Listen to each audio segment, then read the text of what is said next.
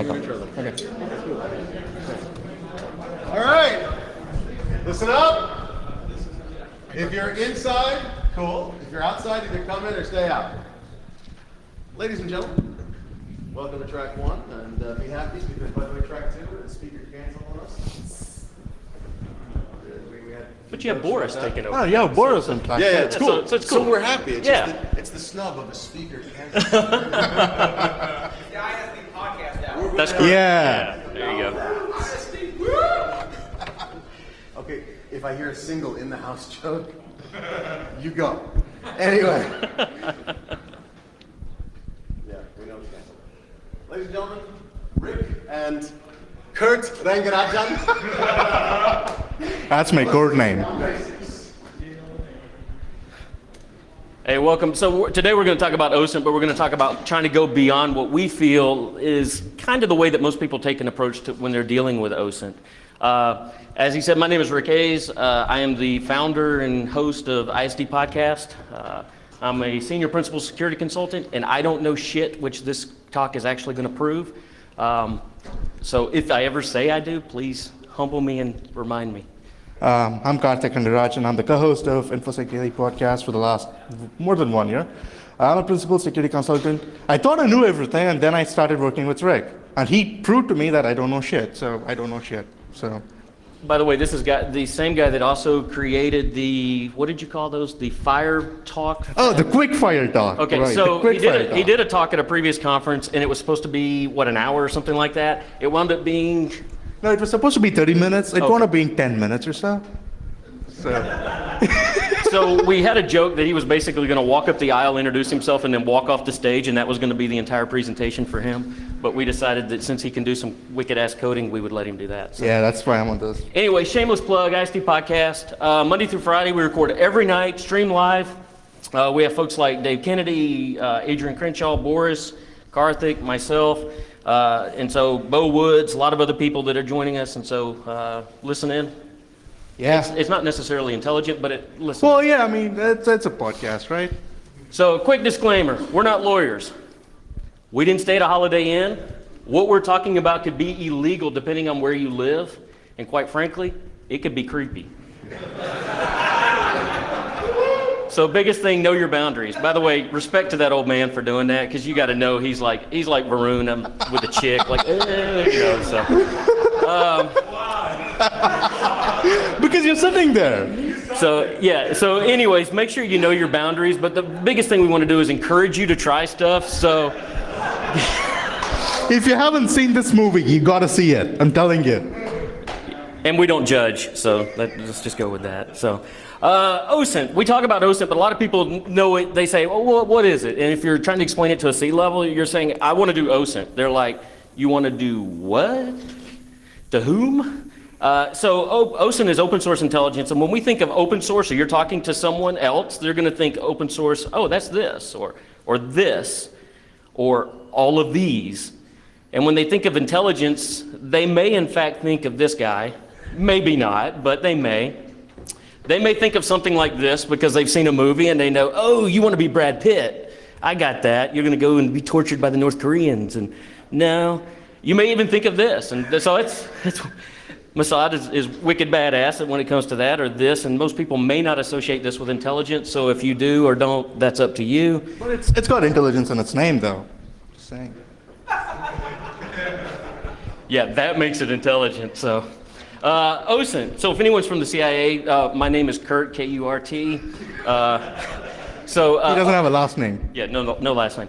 osint is really just a form of intelligence collection using publicly available sources to generate, and here's the key component here, actionable intelligence. Can you do something with what you gather? These guys did a real good job. This is a Soviet. This is a Balsam Intelligence. It's a signal intelligence ship back from the old Soviet era. They used to sit off the coast of the East Coast and collect all kinds of SIGINT. Mostly they were listening to a lot of rock stations, but they were collecting all kinds of intelligence and using that for their advantage. When we think of stuff like osint, we think, oh, it's just recon. We're going to get all, buffed up and go get our airsoft on. Not necessarily. And unfortunately, this is what some people think is recon. Well, I ran an NS lookup, man. I'm good. I'm a lead hacker. but then I'm going to run this. So this is going to do everything I need. I just run Maltego, say find all transforms, generate a report. I'm done. I have all the information. And you can do it with this. This is a great tool. It's also free. It's very difficult to install. Talk to Keith. He knows how to do it. Actually, Ian Amit helped us actually figure out the proper way to get this installed and correct all of that. But a lot of people will go to like Aaron and look for information to see who owns the net blocks, where are they, that kind of stuff. Find ASN numbers so they can use those later. You may even use Netcraft. You may go and say, hey, I want to see what kind of web servers they run and how long they've been up and when's the last time they've been rebooted. And oh, they run IIS 5.1, or something like that. And not that we're saying that's wrong, because it's not the wrong way. That's just really not the complete way. So you kind of just stopped and you've done the basics, but you hadn't really done everything that you need to do. So here's not a shameless plug, pimping the PTES. So these guys on the PTES committee came up with this, and these badasses, every one of these people contributed to something involving the PTES-Gs, the technical guidelines, came up with this. The bottom line is we're all winning because of that. Well, let's get into a little background, right? I mean, let's understand how OSINT, what we've been doing with OSINT and all that. So there's essentially 3 types of OSINT collection. The first type is passive. Here's where you profile the company. You find out what the company does. You find out, who the people are, the executives, things like that. But the idea is you make no assumptions, and more importantly, you generate no traffic to the company's websites or network. So how do you do that? You use search engines, Google, Bing, Yahoo, or Alta Vista for that matter. Or you might use some specialized things like Shodan so that you can look up devices that are online that is not supposed to be online. By the way, could you imagine having to say the Sentinel Hyper Optimized Data Access Network search? I'm glad they just called it Shodan and just like, what are you using? So I'm sorry. When I saw that, I was like, wow, I'm glad they use an acronym for that. Yeah, no. So you can search for things like Cisco, and you find all of the Cisco devices that are online, and obviously they're not supposed to be, but you know how people are. Or you can even use Maltego, Netlab, or if you want to use get archived information, you can use the Wayback Machine. Now, in addition to everything you do in the first step, which is the passive, there's the other one, the second step, which is the semi-passive. This is where you generate normal traffic. For a client, this is normal traffic. You do, manual browsing. You browse the website, do a few things, just look up Wikipedia, or you can even use Burp Suite or Paros or any of these proxies and find out, minor vulnerabilities or something that is there within the company. But the idea is you stay under the radar. You do not raise eyebrows. You do not, make system administrators go, "Oops, there's someone there." The third way is active.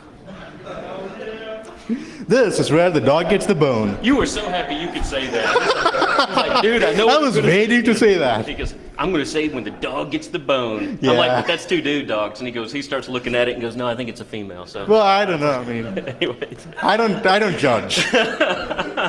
Well, this is where you actually generate abnormal traffic. Like, tanks going on the road. That's abnormal, right? Well, that's abnormal unless you're in like a rock. And in which case, that may be normal traffic. Well, yeah. But let's put it this way: in Louisville or Louisville, as I've heard it been called, I don't know what the. Yeah, thank you. So, in Louisville, that might be or Louisville. Okay, Louisville. So I'm from the South and I can't get it right. So we're easy, Atlanta. So, anyways, in Atlanta, that would be abnormal traffic to see a bunch of tanks. Yeah, well, yeah. That's true. Damn Sherman. The idea is you run, things like Nmap and get all of the open ports, or even things like W3AF, WebInspect, if you really want to, AppScan or Sensec or any of these things. But the general idea is that you just look through all of this and maybe even do some manual browsing, and you get a picture of what the company's infrastructure looks like. You want a general idea of how the company's devices are set up, where their websites are, where their network is, things like that. But generally, when people do OSINT, they stop here. This is the end for them. But wait, there's more. Always more. So the one thing that we don't normally focus on, and I've actually started to hear a lot of people talking about it. It was great to listen to Carlos talk about the fact that when he was doing reconnaissance, he did it for a couple of days. So the biggest thing is, in this case, is you would still focus on the infrastructure. So we heard tools being mentioned, and well, I can find out this, I can find out that. The other thing that you need to focus on is the actual corporation. And in the corporation, you can find by searching Google and Bing and Yahoo. But there's some answers that you need to find out, because if I just put in Walmart, guess what? I'm not going to get Walmart corporate information, I'm going to get their store. And while that may be the staple of mainstay America's online purchases, it's not certainly what I would be interested in if I'm trying to find out information to target them. Well, so I can find store locations. But anyway, so what you want to do is you actually want to go through, and I apologize for the Balmer picture, but I was just looking for someone that may have been like a senior management in a company. But the idea is you want to collect on the information on the owners of the company, the senior management, board of directors, real estate holdings, any properties that they have, corporate records. You want to find out how much money do they have, how much money do they make, where does the money come from that you can find out. What time zone do they operate in? You would be surprised at the number of corporations that are international that operate in multiple time zones. Attacking someone with like, I'm going to call them on the phone and they're gone is not really fruitful for you. You just wasted a lot of time calling an office that's closed. So all of this information is stuff that you need to find out. If we're dealing with a Fortune 500 company, easy. You can go to certain, there are sites you can go to, you can find this information readily available. You can even buy it in the open. People will sell information. Hoovers will sell profiles on companies. You can go and buy it. But we're talking about what can you gather in your job. And if you're dealing, like I said, Walmart, you can go and grab, in this case, you can grab all of the information. I can find out information on the corporation. I can find out information on who they are, where they're located, CEOs, what industry they operate in, what transportation companies they use to transport the goods, all from one location, because a lot of people have done a lot of research. What if we're not dealing with a Fortune 500 company? What if we're dealing with a smaller business, like a medium-sized business? We still have the same questions that we have to answer. We still have to know who the senior management is. Do they own property? Do they rent it? We still need to know if they have a board. What if they're not publicly traded? They wouldn't have a board of directors potentially. So you can't find out information that doesn't exist. Private companies are extremely difficult to find out information on because they don't have a legal requirement to make information available. This is where the Secretary of State's websites come in. Because the idea here is I'm going to start targeting and focusing in every state within the United States, and this speech is very much U.S.-centric, okay? So every state within the United States has a Secretary of State's office that is responsible for issuing business licenses, LLCs, nonprofits, and on those, most of them, I'd say the majority of them, offer online searches because they don't want to be burdened with the fact that go download this form, print it out, fill it out, mail it in, we'll do the research and send you the information back. They can just put it all online and make it readily available. So we try to leverage that. And in this case, I'm from the state of Georgia. So we pulled up this fine establishment of... Oh, by the way, Boris claims he saw this person today in Einstein Bagels. Yeah, so... anyways, we pulled up this particular company. Some of you probably have never heard of this company. It's a small little boutique security firm. It's very specialized. Yeah. So what we said was, hey, let's go ahead and figure out a little bit about this. So we go to the Secretary of State's website. We pull up the information. We find a street location. The interesting thing about this is actually a Holiday Inn. Surprise. So that wasn't really much of a surprise, but so there's a Holiday Inn address is what the entity was registered under. But you can find out information about properties, who's responsible, lawyers and stuff like that. Those are potential places that you can go searching, do further searches for, or individuals that you could target. Not that I would want to target his former law, because I know that's not his current lawyer, but the former lawyer that he had, obviously it's a potential target. Now, you're saying, great, I have a street address and I know he lives in this city. Most of us don't know how to correlate a search back to a particular county. And that's really important because when you're searching for properties, you have to take it down to a county level because they're the ones that are going to maintain those deed records on that level. So this is a wonderful website. Jordy Rostad, who also does real estate, he's a real estate mogul.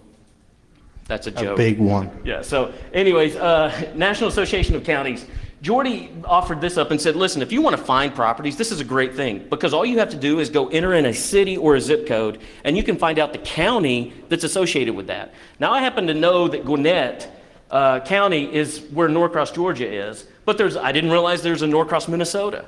So if I was looking for that, I would find the same thing. So I can now click on that one link and go to Gwinnett County. I can pull up this information so I can see where all of the, but the biggest thing I want to see is, well, two things. I want to see the website, but I can also look at the population. You can go and look at the Census Bureau so you can see demographics, especially if you're talking rural area. You can see the education within those particular areas to see what type of facilities they may have there, if it's associated with a rural area, and that becomes important in a little while. So we continue to kind of head down this rabbit hole with that boutique security firm. So we head on over to that website, we pull up and we get their assessment, and we find the address, and we get a street number, a suite number associated with it. Now we can continue to further down and look at this and actually pull up from the property ID number, land plats and stuff like that. Since we know this is not owned by him, it's sort of moot to continue on. However, you can look and see adjacent businesses around there and see what is potentially available. I think, who was it, Mitnick? Was he the one that was talking about? He posed as the guy going to New York and, so then they got to see all the security stuff. This is a good way to find out that information. So why does it matter? Well, if you can find real estate holdings, you can find information on remote offices, distribution centers, fulfillment centers, potentially call centers, corporate retreats, hunting lands. I'm from the South, so I know a lot of corporations own a lot of land, and they have little bitty hunting retreats. They take executives out there from other companies to slaughter animals and show them, I guess, the prowess of their hunting skills. Is it? Okay. All of those are potential targets, and I bring up that one because was involved with an assessment of a hunting retreat that had wireless access that was out in the middle of about 100 acres. Now, the interesting thing about that was you couldn't get it, you had to be actually on the property to be able to get the signal, but you can walk, and with a laptop, you've got enough battery power to do it. So all of that had unencrypted wireless connectivity back into the corporate network that allowed all of their guests to be able to surf the web and all of the executives to be able to get to their corporate email and all of that other stuff. So not that obviously I'm not going to go hiking in the woods, but if I were so inclined to do so, I could probably hike out there and set up some kind of a generator and sit there and just have fun. But the just point be being, careful you don't get shot though. It's hunting lands. Oh no, I've been told you're fine, just don't run. Oh, right. So the other thing you need to kind of focus on is the market vertical, and the reason why that becomes important is because I will assure you that the corporate culture, let's say in hospitality, the corporate culture in a hospitality company is not the same as banking. I would dare say that's a fact. So you need to know what market verticals they operate in, and potentially they operate in more than one based upon subsidiaries or divisions. It's important to understand that because that can dictate some of the ways that they operate as a corporation and what they see as valuable. Now, when we talk about value, one of the things that you really need to understand is what do they make? If they make a widget, great.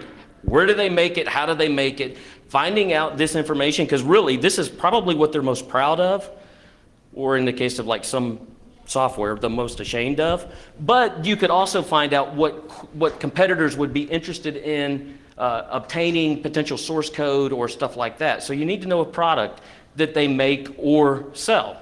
Let's say they don't have any products, they just sell services. Well, at some point in time, you got to think that they want to be able to continue to sell those services so that knowing what they sell and any potential new services that they're potentially looking at offering could become important for you to gather that information. Again, this is looking at it from if it's readily available. An attacker could look at this and say, I could do the same exact thing and find out the same information. So that's what we're looking at it from. Now, real quick, some of the stuff you need to kind of boilerplate is you need to start looking at corporate dates. Important dates like if they're having a corporate retreat at the hunting lodge, when are they all going to be there? If they're having a board meeting, that's kind of important. When's the next big product going to launch? How often? And most of this can be taken from their corporate website. So if you talk about marketing, almost every company likes to talk about themselves. They also will have job postings. Legal filings are important because you can see several things. You can see, are they being sued for intellectual property? Is there any civil rights issues? Are there disgruntled employees? Because disgruntled employees don't usually sue their employer. So you need to find out about that. Where does the money come from? How do they generate revenue? If you can find organizational structures, that's something that's important to have so that you can look and see really how this corporation is built. Because what you're trying to do is understand the corporation. We talked about marketing. Here's Walmart Corporation. I don't care who you are. If you are a corporation, most corporations, or 90% of them, with the exception of a few, I would say, love to talk about stuff they're doing. Even if they're not doing stuff, they want to talk about stuff that they're not doing, but they want you to think that they're doing because the perception is that they're doing something. So they have all of this marketing information out there, and they're talking about it. They talk about deals. They talk about this. They talk about that.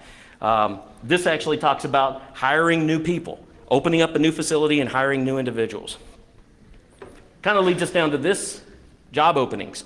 So you can look at job openings. You can go to all of these websites. You can pull all of the information about the job postings that they have. A great place is obviously some of the social network sites have job postings on there, as well as the corporate site itself. So if you can go to the corporate site and find out those, it's kind of important. You're going to say, well, why? Anybody look at this and tell me what would be important about, just look at the actual responsibilities and tell me what would be important about that. What can you glean from that?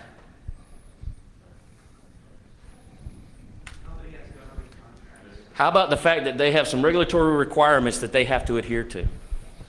Just from one job posting, you have a good listing of what they have to adhere to or they want to adhere to, whether they do or don't. At least they're saying they need to.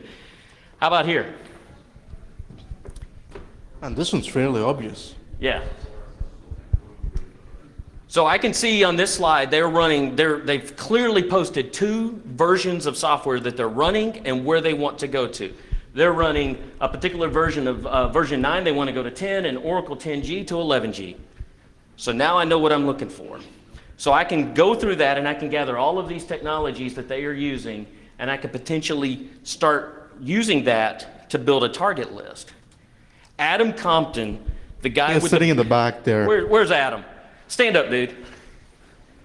So Adam has the beard of power that he uses, and he wrote this. This is a wicked-ass site. If you've never been there, please go and take a look at it. Don't kill his server, and don't wind up on the naughty list. But you can go here and you can actually enter in keyword searches, and it'll pull every known exploit that is available for you. You can build a great list from this. It's nice to know I'm targeting this, and by the way, we did do searches and did find there's no exploits for this. So why would I go try down this rabbit hole of finding something when I know it doesn't exist? I'm going to target something that's readily available. This is 10G, and you're saying, everybody knows about 10G. Well, DataGuard, you can continue to go through that and build a list and have those readily available for you. Another thing you need to start doing, you need to focus on the donations. What charities do they actually get involved with? What are the competitors? What business deals have they signed? What infrastructure? Where do they have their infrastructure? Charities love corporations, and they love to tell you that they love corporations because they love the money from corporations. United Way has a great listing of every corporation that contributes significant amount of money to them. If you know this is a great mechanism for phishing attacks and actual physical attacks. Show up with a stand out in front of a facility that says United Way on it and see if anybody kicks you off the property. It probably wouldn't happen because you could say, I'm this. Not only that, this information actually contains the corporate sponsor information, so you can see who is the advocate within that corporation for United Way in this case. Name dropping. Go ahead.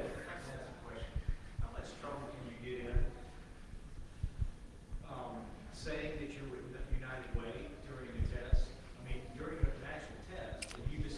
So the only thing that we know of, and again, I can go back to the third slide, we're not lawyers.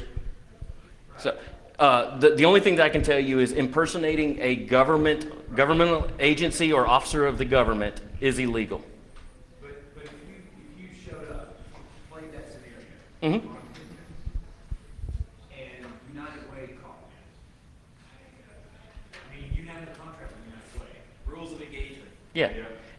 This is all boiling down to, you're going to have rules of engagement that are going to govern how you're going to do this. The point we're trying to say is there is a lot of information out there, and a lot of people don't look at it in the same light.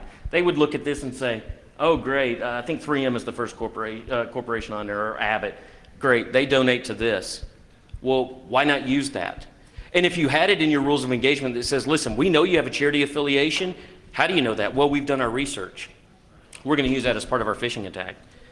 So the other thing that you can come up with is you got to come up with a list of the competitors to know who is actually wanting to take over what they do. Who wants to succeed them at the king of the hill? And you find this information by crafting targeted searches. So in this case, I just entered in corporate meeting minutes, and you would be surprised at the number of corporate meeting minutes you can find out there. Google is your friend. I also wanted to find out, basically I wanted to look for corporate holidays. Now, you can craft those down to a particular company, and you can find out, specifically within a region, what holidays they're going to be there. It's nice to know that they don't adhere to a certain holiday, but they adhere to others. So if you're going to target your attack, you're going to target it when you're going to have a likelihood of it succeeding. Doing it on Christmas Day in America is probably not going to be successful. Doing it on December 25th, and you're targeting a company in Israel, you're probably not going to have you'll probably have the same results, depending on the day. So here, we're actually going and we're looking for, in this case, we're looking for Verizon, but we're searching on Cisco sites, and we're finding out what is Cisco or employees of Cisco saying about Verizon. We see a release up here on a 4G version of some software that's released, some other information. Again, this is all crafting these researches to make sure that you gather the most information. Company history is important to know where they came from. How did they get started? What was their core competency? Have they changed it? Data center locations. This is kind of important. That bottom map is Microsoft. They love to brag about where their data center locations are, and I think that's the one where WikiLeaks is located. It looks like something from a movie, like Hackers or something. So you can find the super secret data center. So I don't know if anybody knows this, but this is Walmart's super secret data center that was posted on the web. You can zoom in and see that they've done some really tedious landscaping of that facility, but you can find out information. If you can't find it by that, you can potentially use a whois, and you can find some information to know where their offices are, and then maybe they may just hosting it out of an office. Traceroute will tell you if it goes back to a hosted facility, if it's a colo, do they have it sitting there? Can you track that back? We talked about ASNs. If you can find use the BGP looking glass, you can actually find out what are the routers that are presenting those BGP networks and potentially trace that back. Again, it's all the information, it's putting it together. If you can put it together, you can potentially geo-IP locate that and track out an entire network for a corporation. We talked about some of the physical characteristics. It's interesting that you can use some of the capabilities now that you can actually find cameras and security gates by using Google Maps and Google Earth and Bing. And you can zoom in and see what they look like. Lights, camera, action. So you can see the floodlight. I can see a camera down here and a PTZ camera right there in the middle, and I know where they're covering as a general rule. I haven't even been on site to this facility, but I can tell you that. Unless it's changed, and I can tell you there's changes, but the point being you have a general map. If I can outline this, I can at a high level figure out where they have camera coverage and where they don't. I also figure out where they have, that sucks. I can figure out where they have damage. This was going to be funny because there's like a little hole, and I was going to say I could shimmy through there if I was like 100 pounds lighter and all that. But so anyways, this is a fence that's damaged that has a hole in it. Trust me, I couldn't shimmy through it right now. So this is kind of critical information that you can use, and you've never even stepped foot on a property. You hadn't been on a plane. You hadn't been anywhere. RF and wireless information, the frequencies, what do they use? You can go and you can find out what spectrum they've paid for. In this hotel right now, using something like this, you could actually listen to all of the conversations that the folks at DerbyCon are having, and since it can transmit, you might be able to interject some stuff. You can listen to hotels. We actually listened this morning to some people arguing over delivery of fuel to a Shell station. So the point being, you can look up the frequencies and you can find out information very passively. Now, I'm not naive enough to sit here and think that you can do it from sitting in Atlanta, targeting somebody in Tulsa, Oklahoma. Not gonna happen. You have to kind of be close enough to be able to get the signal propagation, but you can narrow it down. Let's talk about wireless. You can go to WiggleNet. You can subscribe and you can actually enter in some IP address, or I'm sorry, some address information, and you can pull up spots that, or at least APs that have been identified and when they were last identified. If you can locate that down to a geocoordinates, you can actually find companies listed in here. By the way, red in this case is not good. That would mean unencrypted. So, email addresses. Email addresses are everywhere. We would like to have them. Why do we want to have them? We want to have them because we can use them for phishing attacks. They're also going to tell you a lot of good information that a lot of people don't think about. I can see if a company has changed their domains from something else to a new domain or a new email structure. New email structure can say several things. It can say, we've migrated from one system to another. We've changed administrators because one administrator didn't like this. They liked the dot versus the underscore, and the other person didn't like that. They like to jam it all together. And so it's going to tell me a lot of information. It's also going to tell me potential usernames. So I have that, and I also have names that I can use for other types of crafted searches. If I see an email address associated with a name and can correlate it back to something else, win. Well, Harley Girl 38 is probably not going to work, though. Do what? The Harley Girl 38, that was the first email. Yeah, but so all of this, a lot of people will look at this and pump all this data into Maltego and kind of spit out a report and say, that's great, now I've got all these email addresses, let's go have fun. Well, that's not the end of it. In fact, that's actually not a tool that we use to harvest the emails. We use the harvester because it really does a good job. So we can go through and we can pull all of these and compare them with the results that we have in Maltego. So now I have two tools that I'm looking at to harvest this information. I then take that, and through the magic of importing a CSV, I can take all of those email addresses and all of those names, import them back into Maltego, and run transforms that are targeted against those. So how do we deal with leakage? So, well, there wasn't anything floating in that, so it was okay.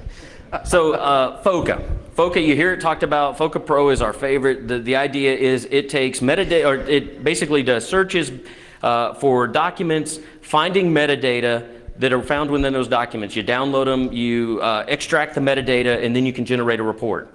It's going to tell you information, Carlos talked about it, users, folders, printers, software, email, and operating systems.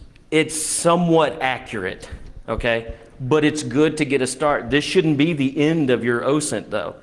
Unfortunately, it is for most folks. That's where they stop. I'm done, thank you. It's the quick-fire talk? The quick-fire talk. Quick-fire talk. So, you know, and then you're off the stage. We're leaving out a big segment of the population within a corporation. Now, some executives may say you don't need them, but most of these people actually do stuff that's kind of important. So, I always say I want to learn from others. So I don't know how many of you remember this. It wasn't so long ago, but the idea is, you know, everybody said, oh, they've invented doxing. Well, the people from LOD and MOD may argue that back in the early 90s that they kind of came up with the whole doxing thing, but the idea was finding people's real name, their jobs, where they went to school, their phone numbers, addresses, parents' names, parents' jobs, relatives, sisters, brothers, social security numbers, anything personal about that individual that you could use. We want to do the same thing, only we don't want to break any laws doing it, okay? And we really want to craft our searches and what we're finding to what's relevant to our actions. Again, it's actionable intel. A full name, the particular job title they may have, address, where they work. I'm not going to say that potentially where they live wouldn't be important, because it could be. Unless you live in Austin, in which case the police are asking or going around telling you to shut down your open wireless. I think that there's the potential for open wireless at someone's house. Where they went to school, great for crafting emails that would say, I'm your alumni and I want you to join me. Yeah, reunion. Lemon party at 4. Phone numbers, friends and family, that's all good. So you got to start someplace. Normally you're going to start with a first name, last name, city, state, kind of a location, a general area, email address. So what do? Well, the first thing we do is we start going through all of these social networks and we start looking for this information. It's not the first thing you need to do. You need to target your searches. In this case, we're targeting a business. We need to look at the corporation and see who's actually listing themselves as an employee, who's got their LinkedIn profiles up to date. So you can start using that. You can do crafted searches again. Here I'm looking for engineers at Verizon.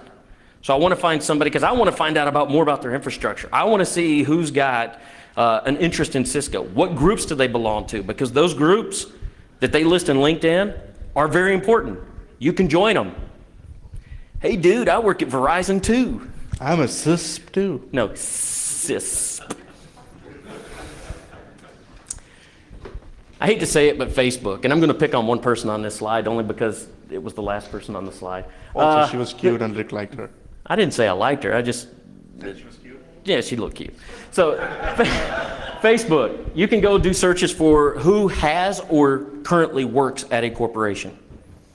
So if I take that, and yes, I'm picking on the last one, I can see that they live in Denver, Colorado. They were born in Denver, Colorado. They went to Coronado High School and they worked they currently work at Verizon as an HR consultant, and they've worked at Verizon Wireless, again, 1989, so I know how old they are. We'll get back to that in a second. I can also find out who doesn't like you. There's a lot of folks out there putting Facebook pages about you suck. Not you personally, but your company sucks. So this is the Verizon sucks, and you can see that, and potentially it'd be interesting to see if you have employees that are actually liking those posts that say that you suck. Gruntled, don't think so. So you take that information, you can go to these websites and you can pay for these. You can do background investigations and Telus and Lular. I just like this, yo name. What's your name? So you can actually do searches on social networks and blogs, Spokeo, People. You can actually do this, and this is a wonderful one because it actually will search 300 different social networks based upon a username. So if you can correlate anything that you can find out on any of those social networks and run something like Creepy, and not the creepy dude in the first one, but Creepy program that actually does looks for geotagging information, then you can actually be winning. So you can correlate it down to someone's aliases, what they have been known, what their age is, date of birth, phone number, where they actually currently live, and where they've ever lived. I looked at that and went, you're cruel. And now I can find out what apartment number they live in. So move in next door. Again, it's targeting the searches. And by the way, part of this came from the eco-conscious stalker, or how to stalk women using, never mind. So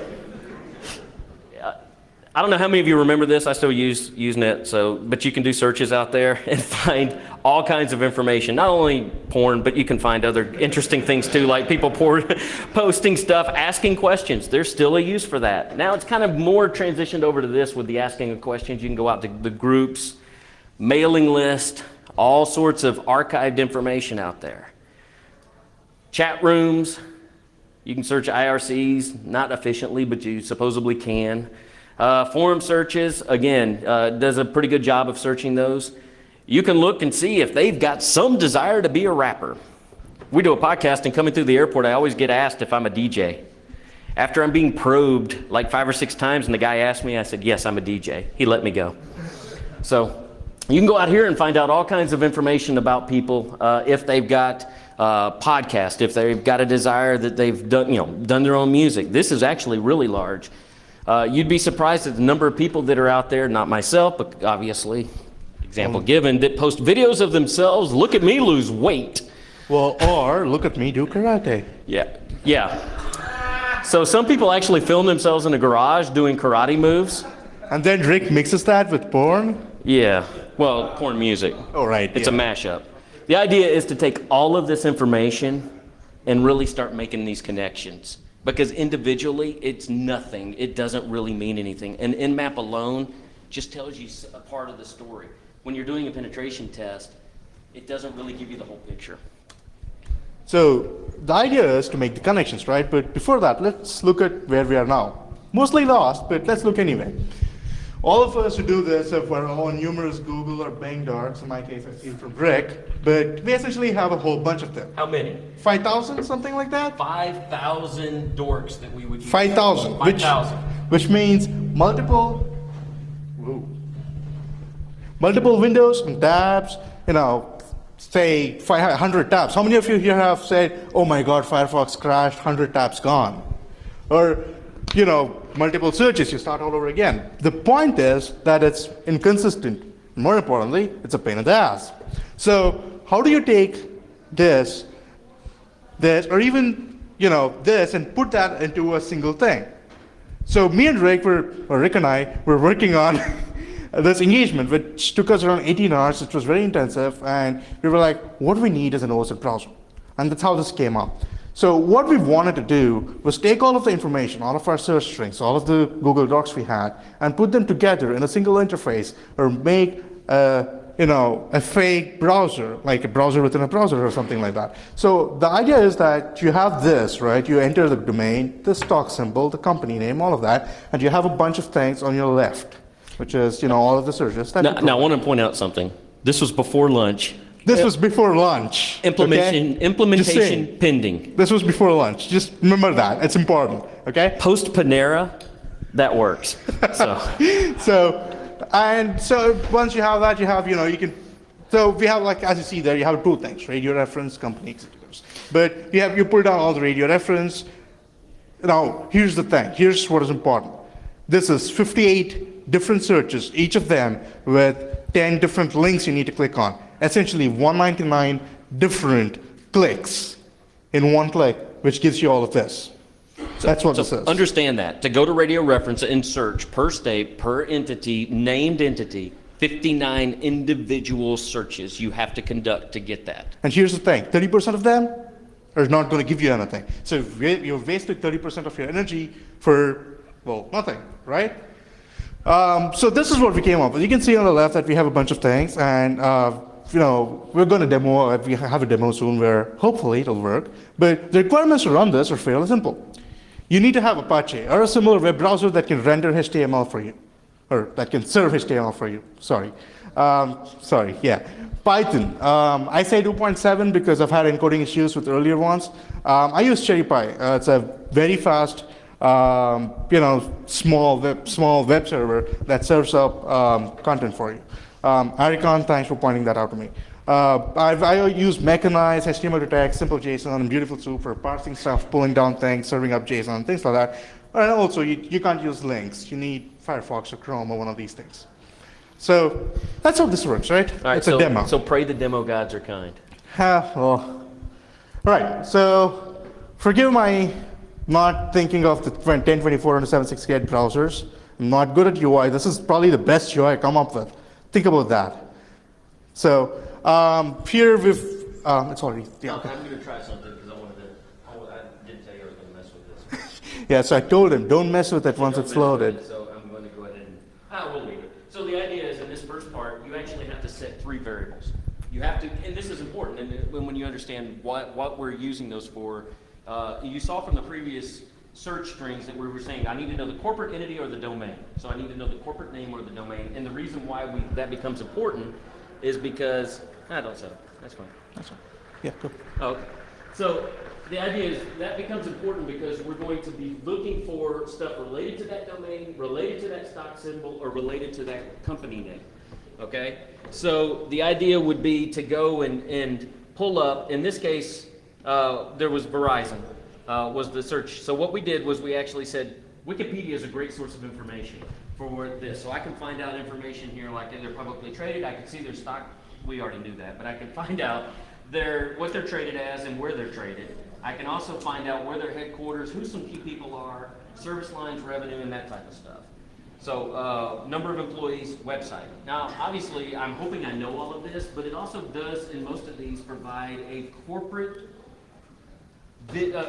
version, because they basically are going to write their own wiki pages, and if you change it, they're going to change it back anyway. So it's a corporate version of them, what they think they are or who they are, and their history, the guys. So the idea would be to go and, Well, it's going to take a little time to load because our internet is not the best that is there, but it actually loaded already. Some of it did. Yeah. But the idea is you don't have to go to different tabs. I mean, yeah, you still need to load up, pages from Wikipedia, pages from all of that. But the idea is we give you all of these results. We make your job easier. You don't have to come up with your own list. If you have your own list, that's cool. You can integrate it into that. We're working on that. But the point is we make your life easier by giving you things you can just look at, copy, paste, document, whatever you want. That's still loading. That's just taking too much time. Your internet is slow. But oh, now it came. So you can get this is all of the information of the executives of Visa. So you go there, you look at all of that. So you get who Mr. Saunders is, where he was educated, what his education is, how long he's been with them, how old he is, and all of that. So you get all of that in a single page. Again, this was, depending on the number of executives, that's a lot of searches on writers. I was going to include Twitter, Facebook, and Wikipedia for all of these guys, but I forgot what I was trying to do on Python, so I just left it alone. This is still running. It takes about 2 to 3 minutes. Yeah, so searching this, again, it's those 59 searches, so we're trying to render this in one location for you to be able to pull it all down. And the idea is this was, what was this, an alpha? Well, before lunch. There, it rendered, see? Okay. Well, so wow, dude, you're excited that it actually rendered. when we came into Louisville, I was telling Rick, this is pre-alpha. Then I told Adrian, that Adrian's not here, it's pre-alpha. Now it's alpha because things are working. So you have all of the frequencies that that is registered on this particular company. You've got all the finances, you got company executive details, but there's more. I mean, we haven't worked on it obviously, but you have if you'll see on the left, there's something called perform standard list of Google Docs. That's our list of 5,000 Google searches that we think are important. You can add your own list. If you have 5,000 different fonts, go ahead. So it's going to be parsed in a text file. You can actually read that text file, add your own at the bottom, or change or delete or whatever. Say, I don't want to run these. I want to run my own. This is what I want to do. So the idea is to actually, I think we're done with that. So the idea is to really allow you. It's got some extensibility to it. You can make it what you want and have it render what you want. The fact of the matter is, I got 2 minutes. Okay, next step. We need your feedback. If you have strings, search strings. Don't look so sad, dude. It's all right. Search strings, methods, anything that you do. Here's my leg. Drunk yet? Here's my leg. So additional searches. That's a personal thing. I'm sorry. So additional searches. We're going to continue to add integration. We want to integrate, take results from NetGlove, Harvester, Foca. We want to be able to add some alerting so that you can actually monitor pages on a daily basis. Report generation. This is important, but because it's not going to generate an OSINT report for you, it's going to tell you the information that was collected, data strings, URLs, so that someone can repeat the process. The important thing is we are not going to do your work. We're just going to make it simpler. You still need to do the human analysis. Yay, DerbyCon. And by the way, that's Indo Rush. If you haven't tried it, we talk about it all the time. You can hear them on the next room. You can actually hear them. So this is an alpha release. It'll be on our website. You can contact me, Rig at ISD Podcast, Karthik at ISD Podcast, and that's it. This is going to be my first code release out of all the 5,000 lines of source code I've written in the history. I think this is the slowest you've talked to. Oh, yeah, that's true. Questions, real quick. Is it available now? It is not. Okay. Dude, we just left Panera and walked over here. Come on. It's going to be available soon as I fix a few things. Yeah. Like make it work. But so, thanks, guys. Thank you.